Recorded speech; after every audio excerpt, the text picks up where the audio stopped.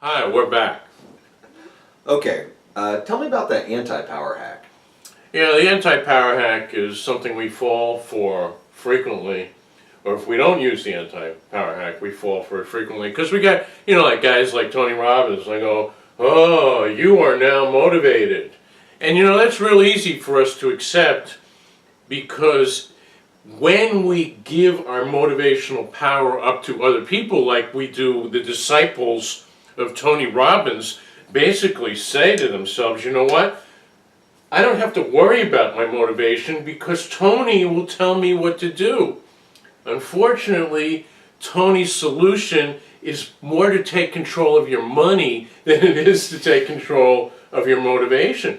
If we give it up, we don't have to take responsibility for what we do or do not do. Well, I guess I don't necessarily understand that if somebody reads a book from Tony Robbins and it says if you want to be motivated, this is what you need to do, how does that turn over their motivational power? Well, because nobody else can tell you what your motivations are. Nobody can tell you what's important to you. Nobody can tell you what kind of beliefs you should have about yourself. So if you get into the Tony Robbins magic wand situation, you don't have to think about that. And sometimes it's really effortful to think about who you are as a person. It's a lot easier for you to say, Richard, just tell me what to do and I'll do it. Because when we assume the motivational power, it does take effort, and it does take time, and it does take awareness. So remember, this is a choice hack.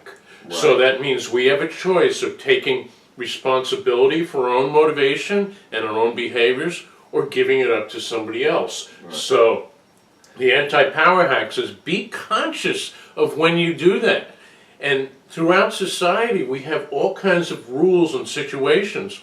I'm not a real political kind of guy, but those people that have staunch political beliefs are giving their power up, their power of reasoning and thinking, to an ideology. So it doesn't necessarily have to be a person, but in those situations, if you're a staunch conservative or a staunch liberal, you act in certain ways that are expected of that ideology, and you lose your motivational power because you've given it up to an idea. So take control of what you have. Let your personal beliefs guide what you do, but don't give them up to somebody else. Right.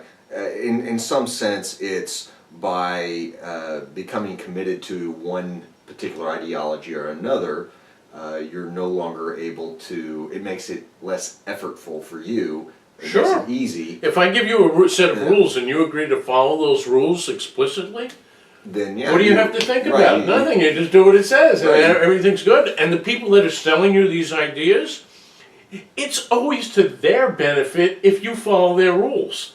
Think about that. If you do everything that Tony Robbins says, you're kind of indebted to Tony Robbins. And we haven't talked about the social reciprocity where, oh, well, Tony made me feel so good. I feel great about myself. I'm going to buy, he publishes a book. I got to buy his book.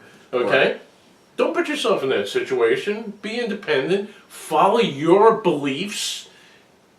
Look at the hacks. Look at the strategies that help you reach the end goal based upon your beliefs, and don't give up the power.